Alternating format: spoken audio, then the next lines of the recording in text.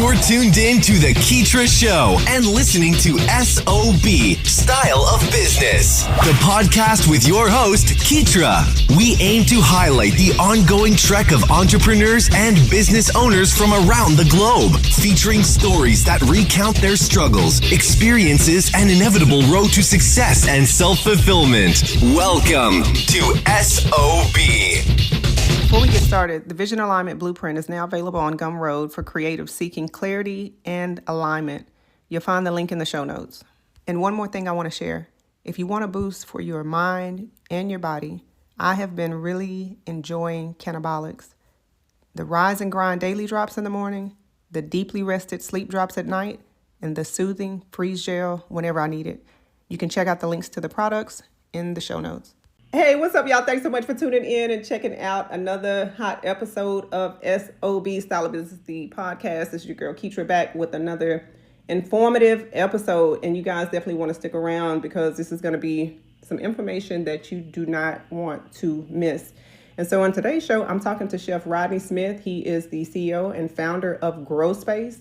And he's focused on plant-based cooking and just making sure that your overall health, body, mind, and spirit is up to par. You know, especially as we continue to roll into the new year. So we will let Rodney drop that quick intro, and then we're going to get on with the conversation, and hopefully you guys will get some great information and insight. So without further ado, Rodney, go ahead and drop that intro, and we'll keep the ball rolling from there. Hey, what up, y'all? It's Rodney. Y'all check out growspacekitchen.com for all your plant-based eating needs. I do catering, meal prep, and cooking demonstrations to educate the community about how you can make those healthy switches in your life. I don't say this lifestyle is for everybody, but I say if you make those healthy switches in your life, your body will appreciate it and it will reward you. Exactly. Yeah. And that's the biggest thing, the reward, the appreciation and the reward. Look, I'm excited about this conversation. I just told you about, before we hit record was like, understanding how much the nutrition impacts and affects our bodies and minds and things like that. And so this is going to be a good combo. I'm definitely ready to get into that. But before we get started, let's start with your journey. Like what initially inspired you to get into plant-based cooking and eventually to launch a Grow Space? Yeah, so my cooking started when I was just a little boy. I'm 5 years old. Some of the earliest memories I have is being in the kitchen. I'm 5 years old, standing at the stove on a stool, flipping the pancakes. I remember that. And my mom always had us in the kitchen. It's something that we love to do is to cook. And so I always loved cooking. Fast forward through life and ups and downs in life.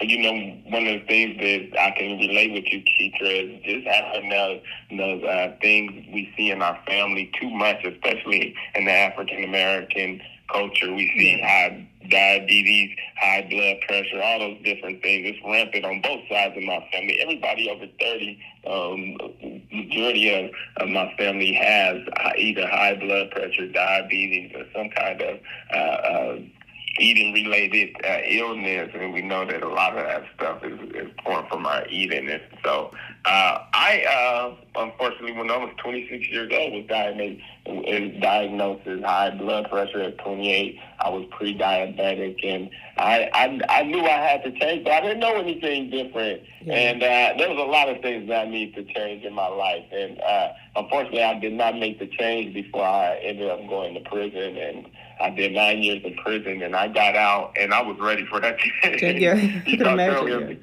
I knew I had to change something in there, and I got out, and I was ready for change. I did everything I could when I was in there. I studied, I read, I spent time working out, and I said, you know what, I'm going to get out and I'm going to be a better man. And I didn't know what that looked like, and I got a job in a restaurant, but I was working as a busser and a dishwasher, and I was living at my sister's house, and I'm like, well, this is just the change I wanted.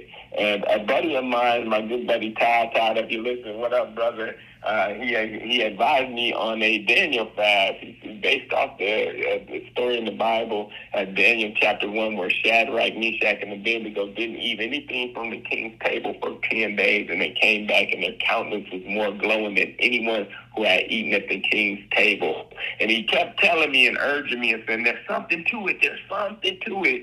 And so I said, I'll try. I could do anything for 10 days. And so for 10 days, I set my mind to eat nothing but fruits, vegetables, nuts, and seeds, raw vegan. And I'll tell you, after 3 days, I felt the electric, like energy was coming out of my body. I was waking up bright, alert. I felt like I had tapped into something. Like, imagine watching your TV on black and white, and then the next day it's 4K Ultra. And I'm like, what happened? Exactly. And I was really enjoying the way I was feeling in my body. I felt superhuman. And so I was telling somebody in the line about this on the nice day, and they invited me to this community garden, Tiger Mountain Foundation, and I checked it out, and fell in love with growing food and the land, and through that and my love of cooking and exploring the stuff that we were growing in the garden, I'm like, hey, what do you make with an eggplant? And I started experimenting. I would bring the food to the garden, and people like, you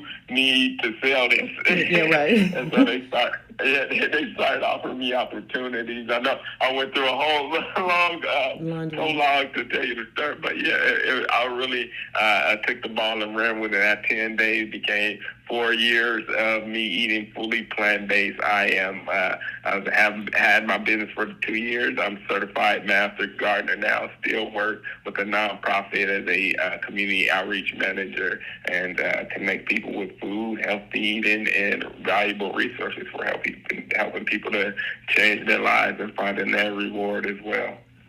That's phenomenal. I'm just, like, as you were talking about, the story in the Bible, like I read on your bio brief about how that's what the challenge was.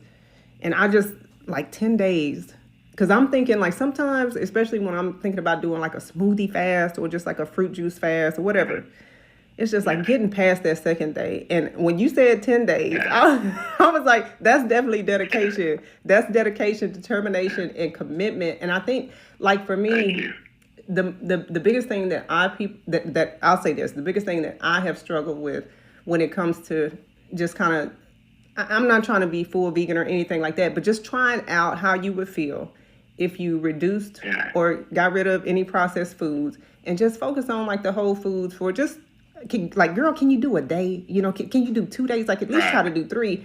And I'm gonna tell you, that first day is a challenge. The second day is definitely, that's where I have fallen off. I've done water fast before with no issue, but when it comes to food, I think it's just, what is it? Like, what do you think it is that keeps us from sticking to that? Like, sticking to that specific diet just for 3 days. Like, I knew I couldn't do 10 right off the bat, but even 2 to 3, it was like a struggle, I'm gonna tell you and the listeners a truth right now, Keitra.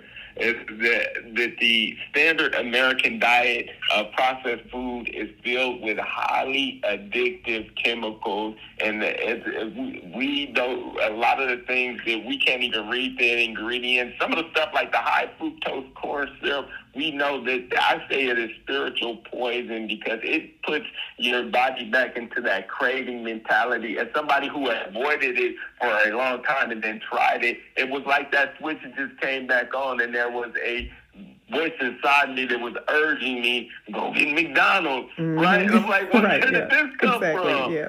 Right? And so those processed foods are addictive.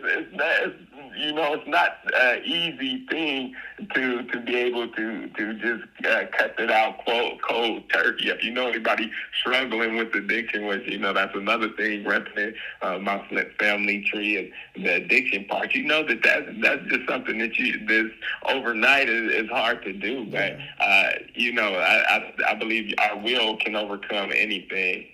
Exactly. Yeah. I tell you, like, it may not be an alcohol or a drug addiction, but I struggle with addiction to food. Like, you're right. That's more. Yeah. It can be more. Right. It can be more addictive. Yeah. And it's a certain. Additives can be. Go ahead. Yeah. Finish. You said certain. Yeah, I said some of these additives can be even more addictive than drugs and alcohol, and we don't see the immediate results of them as you would some drugs or alcohol, but the results of them can be long lasting and just as harmful. Yeah. I was going to also add into that, like when you initially started Grow Space, was your vision initially food education, or was it more so to plant your own, food and to have your own resources to cook the meals that you wanted? Like, what was the initial vision? My vision was education. I seen all the food that were growing in the garden, and I was shocked at the amount of stuff that I wasn't exposed to as a child growing up. It's like, man, when I got radishes, those were the little red things that I would get when I ordered carne asada, and I would throw those away in the bag. Right, that's not garnish, right? Right, is this garnish or eggplant? I'm like, we never ate eggplant growing up in my house. What do you make with this thing? And so as I explored these ideas and started experimenting online with recipes I've seen online, I realized, like, wow, this is like hidden treasure, and I want to share this with the world. Like, hey, man, we can eat eggplant, y'all, come on. Right. Exactly. Yeah, and that's the thing. Like you don't know what you don't know, right? And on the flip side of that, if we don't know that, well, and I'm saying this, but I know a lot of people are not ignorant to this, so I'm not, trying to undermine anybody's intelligence. But what I'm saying is, when we don't know, and I'm putting the word "know" in quotes, that a lot of this food is poison, or it is, based on being, some chemicals that are going to addict us. Yeah, I mean, it's just like, how can we, you can only have so many documentaries and books and stuff. And I know we were talking about, earlier, is people, it's not a good thing to wait until you have to go to the doctor for them to let you know that your inflammation markers are through the roof, or your cholesterol, or now you're diabetic. But I guess, and I don't even have a specific question around what I'm looking to ask you. I guess, like, give me your insight on, like, how can we do better? That's the question. Yeah, you're exactly right, and I believe that too. It's like when you tell somebody something, right? They have a knowledge of it. They know it because you told them, or they know it because they've heard it, but they didn't. They could believe it or not believe it, but to know it is to experience something. And so, what I always urge people, and like you said, it's hard to do. I say your prayers and do what you can to try it. Try the 10-day raw vegan fast. It's really simple. Just raw vegetables, raw fruit, nuts, seeds, everything that you're eating is raw, and water. You can do like green tea or black coffee, no added sugars or anything, if you stick to that and try for 10 days, and then you have that experience. I'm a big person on detox. Even sometimes I find myself needing to detox because we are inundated and flooded with poisons through the air, through the water, through even, when we buy food like produce, it's sprayed. Even when we get organic, it has a certain amount of pesticides in there. So just needing to flush your body is something I think that we should all get in the habit of. And it's hard, right? Like you talked about that struggle and getting past that second day, but I can guarantee you on the third and fourth day, then those cravings will subside. But if you can make it past those, have the will, and like I said, say your prayer. Yeah, prayer is a big part of it for me to be able to push through on those days, and then you really get to know, right? Besides Rodney and Keitra talking about it, or besides hearing somebody online tell you something about it, you get to know and feel like, okay, this is a new baseline for my body. I like the way this feels. And then you realize, like, okay, that I can eat something and makes my body feel a lot better, and my knees don't ache and my feet don't hurt, and I can see a little bit clearer, and I'm thinking a little bit brighter, and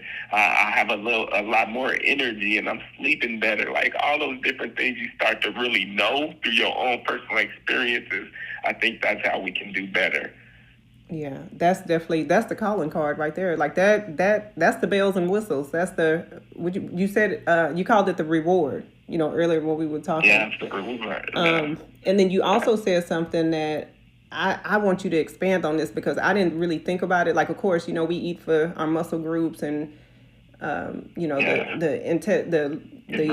digestive system and all that stuff. Yeah, but get into. You said, what did you say? You said something about eating for your eyes, and then you eating for your the specific different parts of the body. Yeah.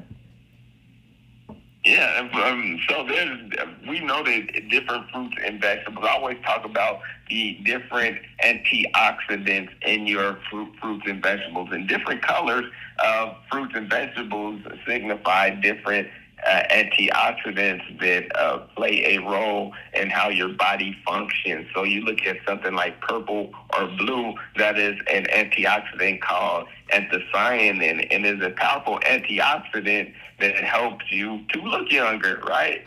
So people spending all this money on skin cream, they could just be eating blueberries and blackberries, purple grapes, and they be looking and feeling a lot younger. And so that's what I always point out is like, and so we can and we can actually use our own body to understand, like, okay, when I eat. And I know we do that sometimes at our bedside. Like, I didn't even know till I was a grown man that I was lactose intolerant, right? Because I would eat milk and ice cream and all that stuff, and I'm like, I got a weak stomach. But I realized that the stuff that I was eating that had dairy in it was causing me. But we could start experimenting and seeing the things like, okay, I eat carrots, and it makes me feel a little bit clearer in my mind. But there's studies and you doing research, like if you are struggling with vision and you say, okay, what foods are good to help improve vision? And you look at beta carotene, and that's found in a lot of orange things like squash and carrots. And so just having that arm in the community with that pieces of knowledge so that people who are having specific struggles, that they're able to find the foods and identify the foods that can help them to be better and feel better. And that's a big part of my cooking demonstrations that I provide to the community. As I cook, I talk about the different ingredients and what roles they play in helping you to feel better. Oh, yeah, and that's certainly important. And I love that. Like, that's, you're essentially taking people on the whole journey of what eating plant-based, eating better would look like if, just giving it a try and not just saying, oh, I'm not going to do it because that's not what you're used to. I think for the biggest part for me is, like, I think a lot of people just they don't have the information and they just that's something that they haven't did before. So now that programs like yours, you're offering education, resources. And I want to talk about, like, tell me a little bit about the importance of understanding the entire process of seed to plate. Because I know we just briefly mentioned, a lot of the produce and stuff is being sprayed with chemicals. When it comes to, like, the importance of knowing where your food comes from or having an idea of what your the process of the food that you get out from the store, and it's coming to your table. Like, tell us about the importance of that and understanding how we can, just we have to take our sovereignty back for our food.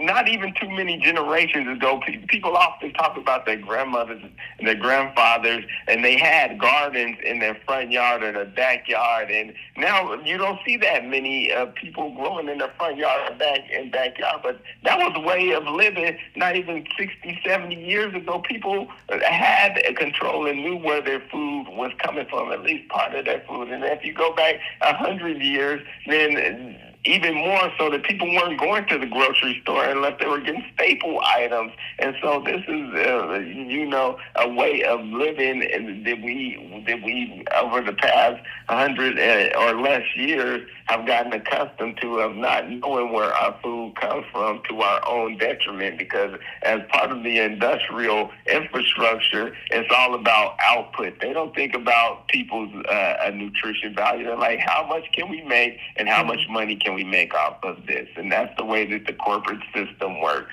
And unfortunately, it has cost a lot of people their health.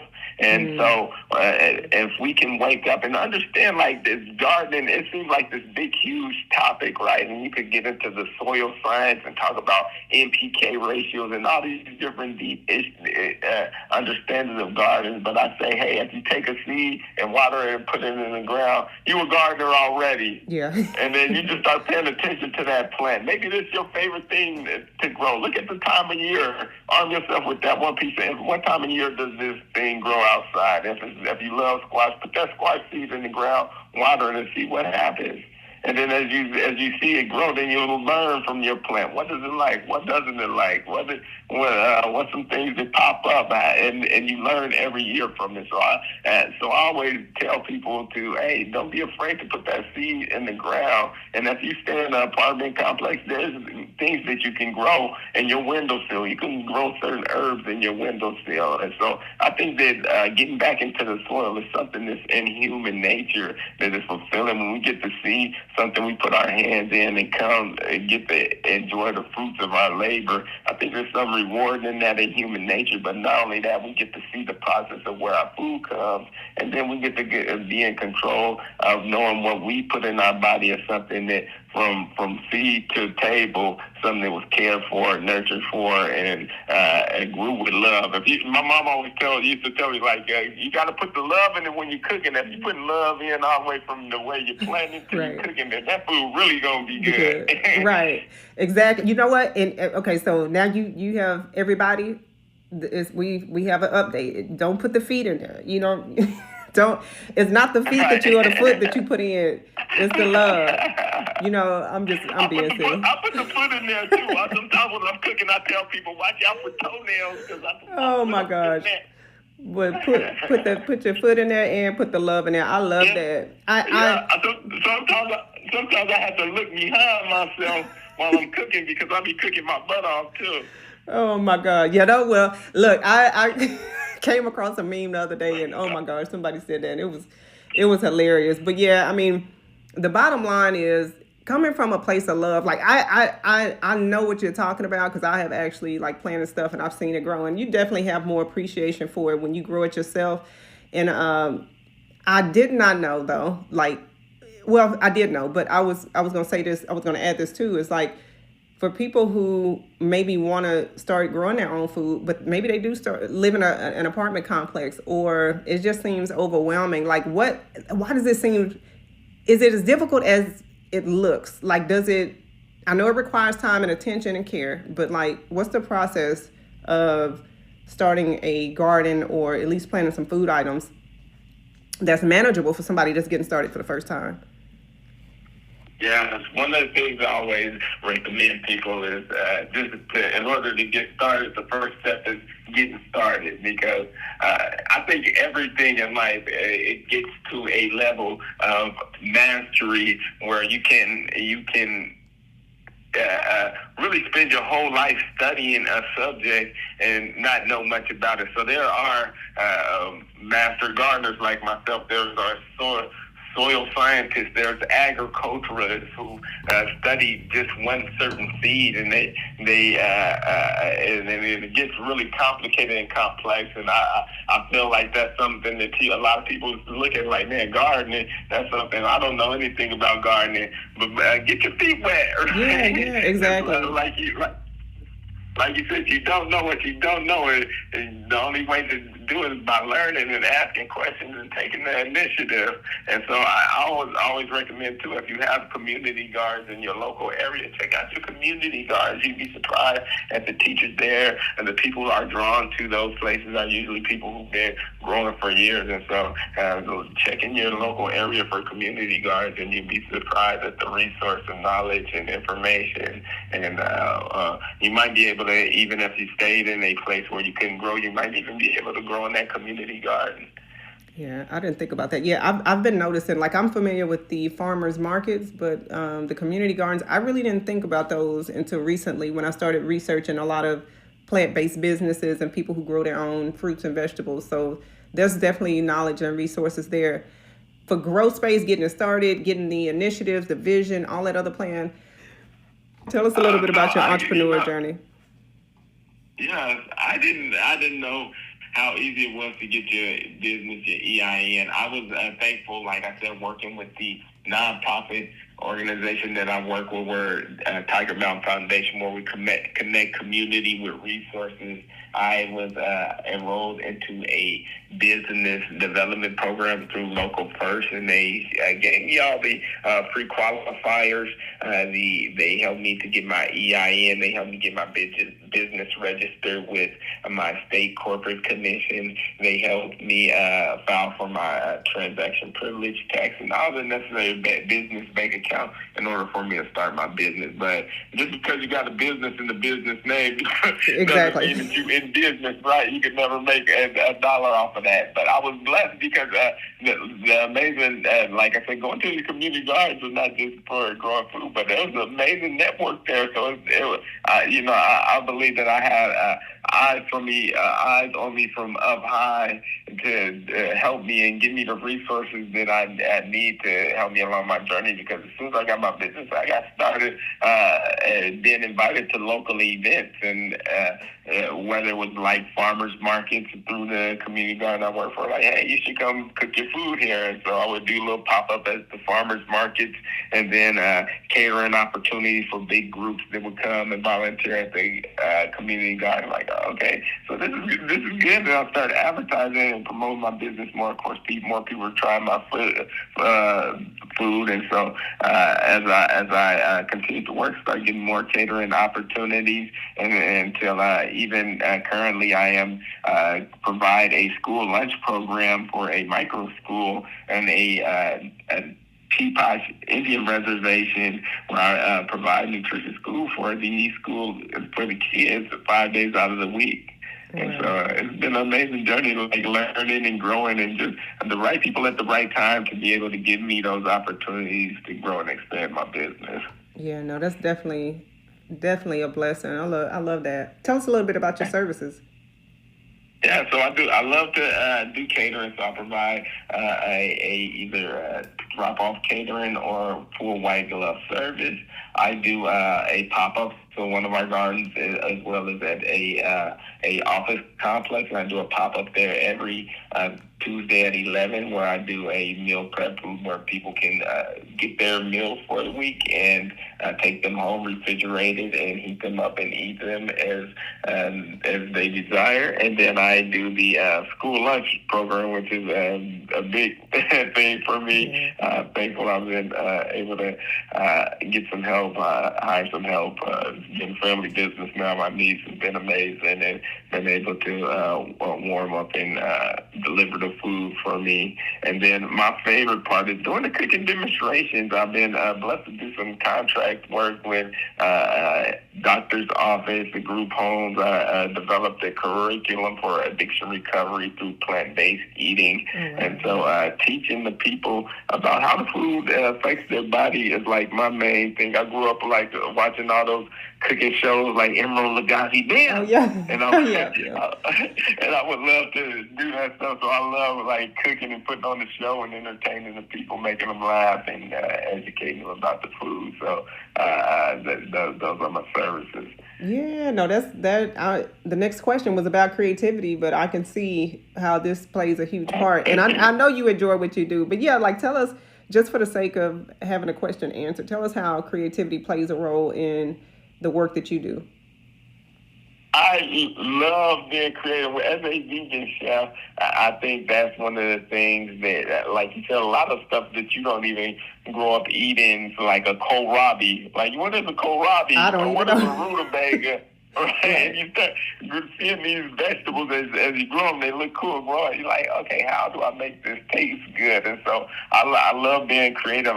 They call it culinary arts for a reason. And I always tell people I'm Prince in the kitchen, because I just get in there and go crazy like the song.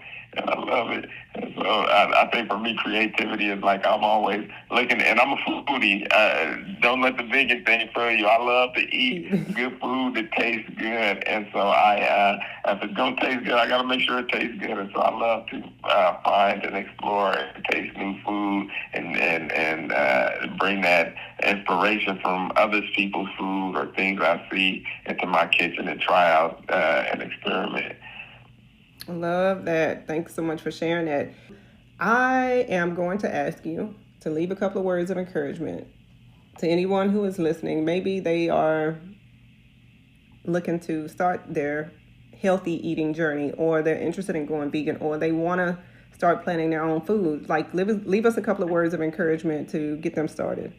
All right. Yeah, my best thing of advice is just adding simple switches into your daily diet. Like, instead of using white iodized salt, try pink Himalayan salt where it still has the minerals in it. And instead of regular vegetable oil, try switching to avocado oil and olive oil when you're cooking, and then you see the results. Instead of waking up and eating a breakfast with carbs and animal protein, try eating fruit and oatmeal. And so a lot of people say, hey, I can't get full off of fruit. Well, eat some more. Keep eating it, and then you to your satisfaction, and then just see how you feel. So it's not about a complete lifestyle for everyone, but just adding those alternatives can make a major difference in how you feel.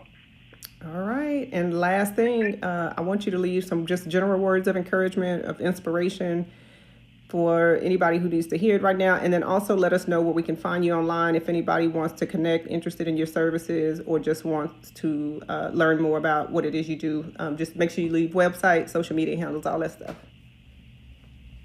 I tell people the journey of 1,000 miles was started with one step. And so if you have a dream or a passion or something that you want to pursue in your life, think about what you can do this month to make that dream happen. Think about what you can do this week to make that dream happen. Think about what you can do today to make that dream happen. And think about what you can do right now to be able to walk towards that dream. Everybody check me out at growspacekitchen.com, GrowSpaceGo on Instagram, and Rodney Smith on Facebook. My YouTube is Grow Space Kitchen. I just launched, and I'll be putting some more of that education, teaching the community not just how to cook the food, but grow the food from seed to table. Grow space for all your kitchen needs, your plant-based kitchen needs. Thank you. All right, Rodney, thanks so much for joining us today and sharing your insight, your wisdom, and we definitely looking forward to having you back. All right, thank you, Keisha. Talk to you soon. Absolutely, I'll talk to you soon. Thanks for hanging out with us here on SOB. We hope this episode has been resourceful. If you'd like to check out the latest articles or follow Keetra's website updates, just log on to Keetra.com or follow her on Twitter at KEETRIA.